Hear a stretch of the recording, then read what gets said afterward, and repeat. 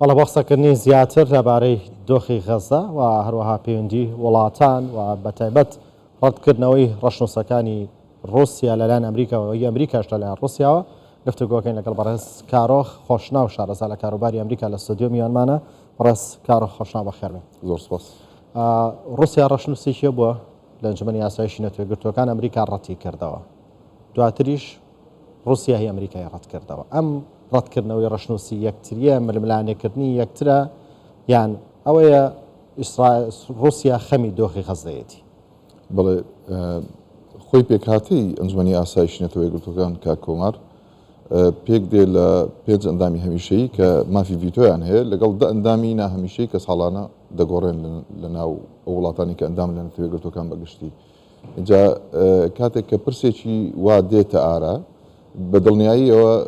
دابەشبوون هەیە لە سەر ئاستی جیهان. جیهان بۆتە دوو جەمسەر، جەمسەرێک کە رووسیا و چین و ئێران سەرکردایەتی دەکەن و جەمسەرێکی تریش ئەمریکا و ڕۆژئاوا بەگشتی پشتگیریەکی تەواویان دەربڕیوە بۆ ئیسرائیل. اینجا دیارە ئەم پرۆژانی کە دەخرێنە ڕوو لە ئەنجومەنی ئاسایش ئەمە لایەنگیری پێوە دیارە. رووسیا پێی وایەکەوە ئەم پرۆژەیەکەوە ئەمریکا خستبووە ڕوو لایەنگیری تەواوی پێوە دیارە بۆ ئیسرائیل و مافی فەڵەستینیەکان پێشێلەکە و لە بەرامبەریشە ئەمریکا بە هەمان شێوە ئەم پرۆژەیەکەوە رووسیا خستبووە ڕوو لایەنگیری بۆ فەڵەستینیەکان پێوە دیار بوو. نیەتی رووسیا ئەو کاتە زیاتر ئەوە بۆ کە چاوەکان بخرێنە سەر ئەم پرسەی فەڵەستین ئیسرائیل بۆ ئەوەی کەوە خەڵک چاوی لەسەر ئۆکراین لابە یان نەماوە. بەڵێ ینی مەبەستی رووسیا ینی زیاتر پێی خۆش بوو کە دەتوانین بڵین ئەم پرسە گەرم بوویەوە پرسی فەڵەستین ئیسرائیل بۆی کەوا چاوەکان لەسەر ئەو شەڕەی ئۆکراین و رووسیا نەمێنێ. بەڵام بەگشتی ئەم پرسە پێم وایە دەرخەری ئەوەیە کە کۆمارکەوە ئەنجومەنی ئاسایش وەکو دەستگایەکی نێودەوڵەتی وەکو ناوەندێکی نێودەوڵەتی کە ئامانجی سەرچی پاراستنی ئاسایشی جیهانە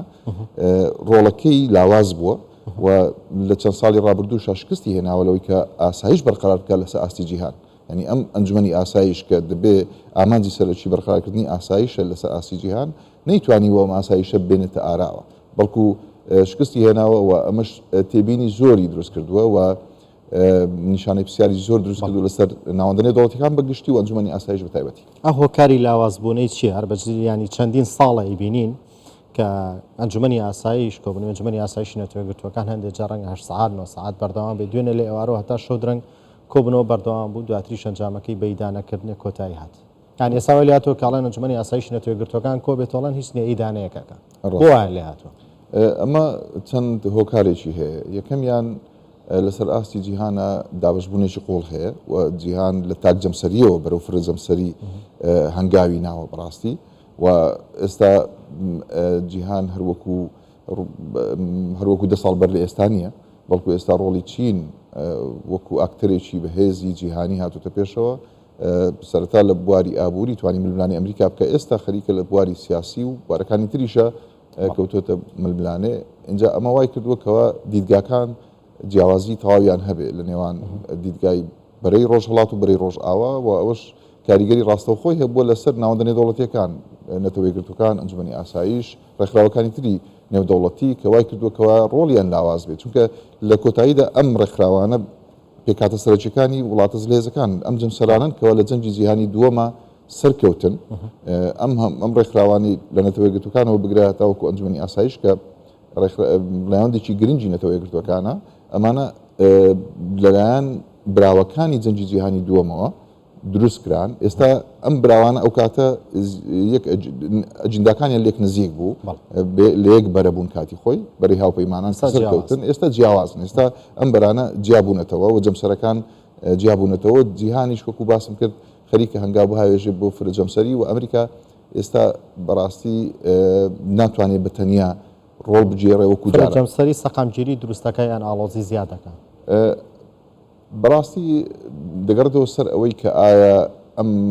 لێکتێگەیشتانە چۆن دێن ئاراوە و ڕۆڵەکان چۆن دابەشە بن، چونکە پێشتر ئەمریکا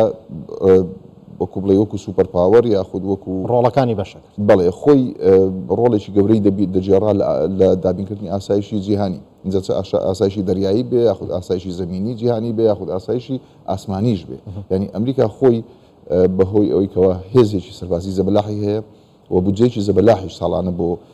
پنتاگۆن و بۆ وەزارەتی بەرگری دائانەیەک بۆ نمونە ئەم ساڵ لە ساڵی 2023 زیاتر بۆ لە 850 میلیارد دلار ئەمە وای کردووە کە ئەمریکا بە پۆلیسی جیهان بناسرێ ینی ڕێڕەو ئاویەکانی پاراستووە و چین و وڵاتانی تریش کە ڕۆڵێکی وایان نەبوو سوودیان دەبینی لەم ئارام و ئاسایشی کە ئەمریکا دابینی کردبوو بەڵام ئێستا ئەوان دەیانێت ڕۆڵ بجێڕن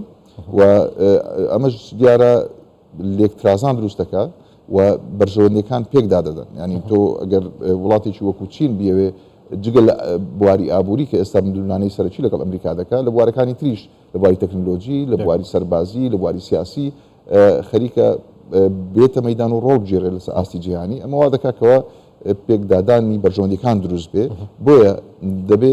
سیغەیەک بدۆزرێتەوە لە کۆتاییدا بۆی کەوە ئەم فرەجەمسەریەش بتوانێت لە بەرژەوەندی وڵاتانی جیهان و لە بەرژەوەندی ئاسایشی جیهانی کۆتایی بەڵێ شەڕی ئیسرائیل و حەماس درزی پەیوەندی وڵاتان زیاترەکە بە دڵنیاییەوە ئەگەر شەڕەکە فراوان بێ ئەگەر بەرەی شەڕەکە فراوان بێ ئەمە ئەگەری فراوانبوونی هەیە بەڵێ ئەگەری هەیە ئەگەرێکی لاوازی هەیە چونکە تاوەکو ئێستا ئەوەی کە تەشیری لێ دەکرێتەوە ئەوەیە نە ئەمریکا بڵین لەگەڵ بەرژەوەندیەتی بەڵێ نە لەگەڵ فراوانبوونی بەرەی شەڕە نە لە بەرژەوەندیەتی چونکە ئەمریکا خۆی بەتایبەت ئیداری دیموکراتەکان لەگەڵ ئەوەن کەوە بتواندرێ ئەم شەڕە لە چوارچێوەی ئیسرائیل و بجوتنەوەی حەماسە قەتیز بکرێت ینی هەتا نەبێتە شەڕی فەڵەستین و ئیسرائیلیش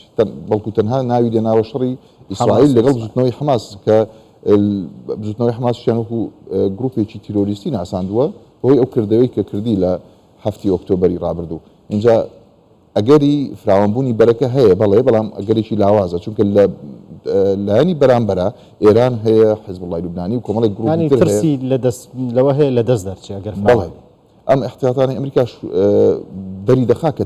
ترسێکی گەورە هەیە چونکە هەم پنتاگۆن لە شەوی ڕابردوو و کۆمەڵێک ئیجراعاتی کردووە و زیاتر هەتا بڵین خانەوادەی نێردە دیبلۆماسیەکانی ئاگادار کردوتەوە نێنە عێراق یاخودەوەی لە عێراقا زیادن بگەڕێنەوە بۆ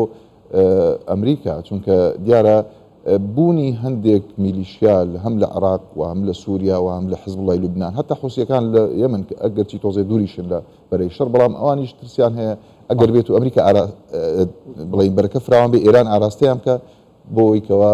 بەرژەوەندەکانی ئەمریکا و هەروەها ئیسرائیلیش بکەن مەترسی وەک دوایین پرسیار گەر بە کورتی وەڵام بیتەوە سوپاس دەکەم ئەمریکا لە هەڵبژاردن نزیکە پێتان وایە لەوەی کە نایەوێت جەنگەکە فراوان بێت نایەوێت هەنێ ڕوودا و بێتە پێشەوە لەم کاتەیە پێویستە باڵبژارنەکان ئەویان چییە؟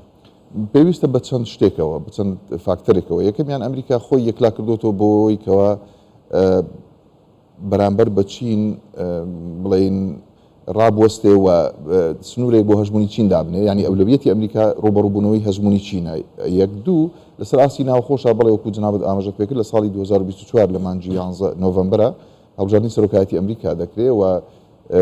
ئیدارەی بایدن و دیموکراتەکان نانەوێت سەرێشەیەکی تر جگە لە سەرێشی رووسیا و ئۆکراین لە ڕۆژهەڵاتی ناوەڕاستیشا دروست بێ و ئەمەوا دەکاتەوە